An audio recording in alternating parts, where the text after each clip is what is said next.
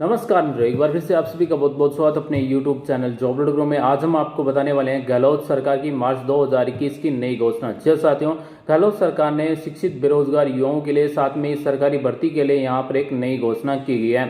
राजस्थान की मार्च 2021 की गहलोत सरकार के द्वारा जारी की गई हर छोटी बड़ी घोषणा के बारे में आपको इस वीडियो में बताया जाएगा। तो दोस्तों, आप वीडियो को शुरू से अंत तक देखें। साथ ही दोस्तों, अगर आपने अभी तक सब्सक्राइब नहीं किया तो सब्सक्राइब कर लें, बेल आइकन को दबा लें, ऑल नोटिफिकेशन सेलेक्ट कर लें और इस वीडियो को लाइक कीजिए, कमेंट कीजिए। दोस्तों, हम आपको बता दें कि हमें लाइक और कमेंट के कोई पैसे नहीं मिलते हैं, ना ही हमें शेयर करने के कोई पैसे नहीं मिलते हैं। इसलिए प्लीज़ आप लाइक और कमेंट्स करने में कंजूसी बिल्कुल भी ना करें। ऐसा नहीं है कि अगर आप लाइक करेंगे, कमेंट करेंगे, हमें बताएंगे, कुछ पूछेंगे तो हम कोई करोड़पति बन जाएंगे। ऐसा नहीं है, लाइक और कमेंट्स के कोई पैसे नहीं देता है। तो प्लीज़ आप लाइक और कमेंट जरूर करें कि ये घोषणा आपको कैसी लगी। तो चलिए दोस्तों, आज का वीडियो शुरू करते हैं और आपको बताते हैं गहलोत सरकार की मार्च 2021 की नई घोषणाओं के बारे में। आप सभी के लिए जानना जरूरी है क्योंकि आप इस राज्य के नागरिक हैं, तो आपको ये पता होना चाहिए कि आपके राज्य के मुख्यमंत्री आम आदमी के लिए या फिर आप सभी के लिए क्या क्या नई घोषणाएं कर रहे हैं। सबसे पहले हम बात करते हैं मार्च 2021 की राजस्थान के मुख्यमंत्री की घोषणा की गई है। गृह रक्षा व नागरिक सुरक्षा राज्य मंत्री श्री भजन लाल जाटव ने सोमवार को विधानसभा में कहा कि राज्य सरकार की संवेदनशीलता से 58 साल बाद बॉर्डर होमगार्ड पद के सेवा नियम बनाने का काम हुआ। उन्होंने आश्वस्त किया कि स्थायी बॉर्डर होमगार्ड के रिक्त पदों को शीघ्र भरना जाएगा। श्री जाटव प्रश्नकाल में विधायकों द्वारा इस संबंध में पूछे गए पूरक प्रश्नों का जवाब दे रहे थे। उन्होंने कहा कि स्थायी बॉर्डर होमगार्ड के कुल 2664 पद हैं। इनमें से 2337 पद भरे हुए हैं तथा 290 पद रिक्त हैं। उन्होंने आश्वासन दिया कि इन रिक्त पदों पर भी भर्ती प्रक्रिया शीघ्र शुरू की जाएगी। राज्य सरकार द्वारा बॉर्डर होमगार्ड के सेवा नियम भी बना दिए गए।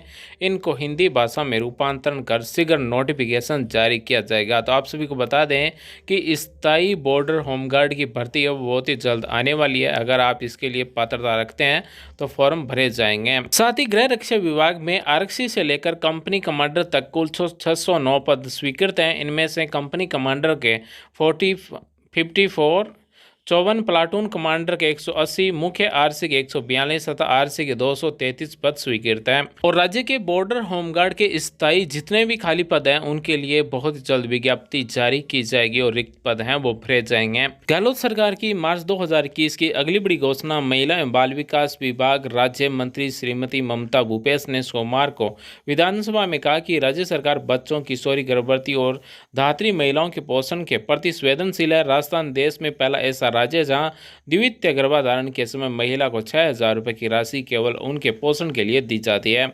यह राशि 100% राज्य सरकार द्वारा वहन की जाती है। प्रदेश में वर्तमान में इंदिरा गांधी मातृत्व पोषण योजना के तहत यह लाभ डूंगरपुर, बांसवाड़ा, प्रतापगढ़, उदयपुर तथा बाना जिले की महिलाओं को दिया जा रहा है। साथ ही उन्होंने कहा कि प्रधानमंत्री मातृ वंदना योजना के तहत भी केवल प्रथम गर्भाधारण के समय ही महिलाओं को लाभ दिया जाता है। द्वितीय गर्भाधारण के समय गर्भवती महिलाओं को पोषण देने के लिए योजना पूरे देश में केवल राज्य सरकार द्वारा ही चलाई जा रही है। साथ ही दोस्तों, आपको ये घोषणा योजनाओं के बारे में जो भी जानकारी बताई जा रही है बिल्कुल राज्य सरकार द्वारा जारी की गई ऑफिशियल जानकारी। अगर आपको लिंक देखना है राजस्थान सरकार ऑफिशियल की तो वीडियो के डिस्क्रिप्शन में आपको लिंक मिल जाएगी। मार्च 2021 की गहलोत सरकार की अगली बड़ी घोषणा राज्य के शिक्षा मंत्री के द्वारा की गई है। श्री डोटासरा को यहाँ राजकीय सेठ आनंदी लाल पोदार बधिर उच्च माध्यमिक विद्यालय में विशेष आवश्यकता वाले बालक बालिकाओं के लिए अंग उपकरण वितरण समारोह में मुख्य अतिथि के रूप में संबोधित कर रहे थे। उन्होंने कहा कि विशेष आवश्यकता वाले बालक बालिकाओं हेतु ब्लॉकवार मेडिकल असेसमेंट कैंपों का आयोजन करके आवश्यकता अनुसार उपकरण, शिक्षण सामग्री व संबल प्रदान किया जा रहा है। साथ ही कक्षा 6 से 12 तक अध्ययनरत दृष्टिबाधित विद्यार्थियों को स्क्रीन रीडर सॉफ्टवेयर युक्त लैपटॉप, साथ में ही डेजी प्लेयर व मोबाइल फोन भी निःशुल्क उपलब्ध करवाए जा रहे हैं। श्री डोटासरा ने कहा कि शिक्षा विभाग की ओर से नवाचार के रूप में 9 शैक्षणिक विभागों में विशेष आवश्यकता वाले विद्यार्थियों के उपयोग में आने वाले उपकरणों से युक्त मॉडल संदर्भ कक्ष बनाए गए हैं। आज की नई घोषणा में अगली बड़ी घोषणा फ्री पट्टा बनाने के लिए जहां साथियों राजस्व मंत्री श्री हरीश चौधरी ने शुक्रवार को विधानसभा में आश्वस्त किया कि आगामी 15 दिनों में राजस्व अधिकारियों के साथ वीडियो कॉन्फ्रेंसिंग कर सभी पात्र गरीब परिवारों को प्राथमिकता से पट्टे देने का कार्य किया जाएगा। राजस्व मंत्री शून्यकाल में विधानसभा सदस्य श्री ज्ञानचंद पार्क की ओर से पाली जिले की रोहट तहसील के कतिपय गांवों में गैर आबादी भूमि को आबादी भूमि में परिवर्तित करने के लंबित प्रकरणों के संबंध में रखे गए ध्यान आकर्षण प्रस्ताव पर अपना जवाब दे रहे थे और उन्होंने कहा कि 2 वर्ष पूर्व भी यह बात सदन में उठाई गई थी और उसके बाद हमने नियमों में स्थिरता देकर पट्टे दिए, लेकिन इस दौरान आबादी भूमि में परिवर्तन के बिना ही ग्राम पंचायत द्वारा पट्टे दिए जो नियमानुसार सही नहीं है। उन्होंने कहा कि पट्टे देने वाले लोगों की भी 2 तरह की श्रेणी है, जिसमें एक तो वो वास्तव में गरीब परिवार है और वह अज्ञानता की वजह से सरकारी जमीन पर काबिज हो गया है। उन्होंने कहा कि ऐसे लोगों को पट्टा देने के लिए राज्य सरकार नियमों में जरूर स्थिरता देगी, लेकिन दूसरी श्रेणी में वे लोग हैं जो प्रभावशाली और भूमाफिया हैं, जो भूमि को हड़पने की मंशा से कार्य करते हैं। उन्होंने सरकारी भूमि से कैसे बाहर निकालें यह एक चुनौती है और बहुत ही जल्द गरीब परिवारों को फ्री में पट्टे दिए जाने के लिए नए नियम बनाए जा रहे हैं। अगली बड़ी घोषणा किसानों के लिए तारबंदी के लिए, जो जिन किसानों के खेत के बाहर तारबंदी नहीं है उनको 50% अनुदान दिया जाता है। जहां साथियों श्री बिश्नोई प्रश्नकाल में विधायकों की ओर से इस संबंध में पूछे गए पूर्व प्रश्नों ने जवाब बताया कि जंगली जानवरों से फसलों को बचाने के लिए योजना के तहत कृषि विभाग द्वारा 33 जिलों में 6 करोड़ 48 लाख रुपए के आवंटन का प्रावधान किया गया है। साथ ही जंगली जानवरों से फसलों को बचाने के लिए किसानों को तारबंदी के लिए अनुदान दिया जाता है। उन्होंने बताया कि इसके लिए किसानों को कृषि विभाग में आवेदन करना होता है। उन्होंने बताया कि जंगली जानवरों से फसलों को बचाने के लिए तारबंदी हेतु 50% तक अनुदान दिया जाता है।